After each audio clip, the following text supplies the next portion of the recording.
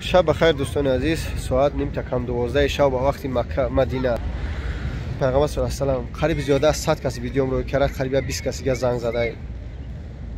بچه‌ای که از نام من زنگ میزنه یک کسی اگرجت مینه شما کی هستی خطون؟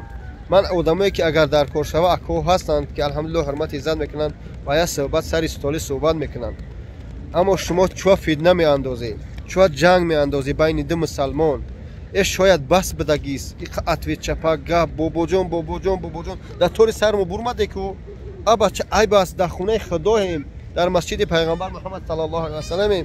والله بالله تالله همین حج کردگیم به من قبول نگرده که من یگان کس اگرجت نکردم، ای اگرجتم نمیکنم.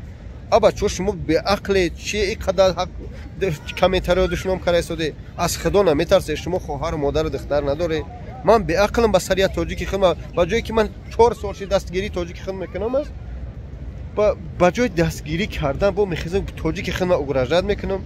خود مردک نیستم زنگ بزنم. ای برادر خطا کرد، خیلی وقتی که او تلفنش کردن غضب ویدیو کرده ما را زنگ ندادن نفهمیدم، ما خاطر صحبت کردیم الحمدلله ما نون نمک رو خوردیم، خونه پدر یو رفتگی ما نون نمک رو خوردیم. ابا چه آدمای با آب و روان پلوس ای برادرها ای به مسلمانی نمیزیبا.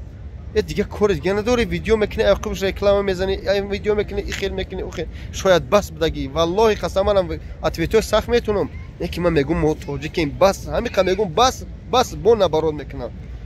با پروردگار قسم میخورم، با پروردگارم قسم میخورم که من اگرجت نمیکنم، هیچ کس این کار ندارم. بعضی برادرایی که میگذرونن یعنی که از حساب سمیوی با اکو هستن، خیلی میشنیم سر استاد صحبت میکنیم بخش برسی میکنیم حل میشه اکو.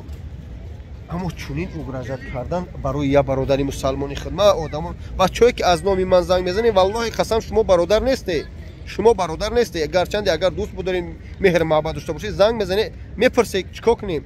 شما از نام یک میلاد یک قوم زنگ میزنی فلانی ما فلان برای دستی از قتیم کدمی شما را تکرم. ای بچو بس والله بس. منم به خدا قسم میدونم گپای دشمنی بزور کردیم. مسجد چشید ایش چشید الحمدلله مسجد کارش رفته سودای. گفتم روز ساعت شوا ان شاء الله میان اکای در کاری میسپاریم اچتا به تشویش میشیم. ابا چه گپای ایش چشید و ایش چشید دیگه کار دیگه نداره، یک کار دیگه تو کنی. ای مسلمانو لا حول ولا قوة الا بالله. با یک گام میزنی میگه از دته پرده اسلام گام میزنی منافقی لیتسمری ایتری اوتری. مایلش مو همه صبور باشه ان شاء الله همش میشوه. بس کنی باز میگم از خدا بترسی ملت خشرمنده نکنی. یک قانون من گام نزنید در هر جا از برای خدا. من خدا دارم، من دیگه هیچ کس نگفتم پس فلانی برا فلانیا بکشه فلانیا اوتکنه گپ خبر بزنی. ما تاجیکیم. های بس ای بای دائم شبی مجبور میکنه که میخزه آدم ایجوکش میاد یا ویدیو میکنه میپرتویا میمونه همین حجم حلال کنیم، میمونه حجم تازه کنیم. الحمدلله ما رو زندگی داریم برای نون اومدیم حج. من اینجا طلبینانی اومدم یاردمچی راه بلد اومدم یا تکنون کار کنم با فرزندام بدیم. الحمدلله کاری مسجد یگان داشت موندگی نیست، هر روز رفته است بغیر روز جمعه هر روز کار رفته است. پلوس ملوس همه کار است استروکه کدام میفهمی میدونه.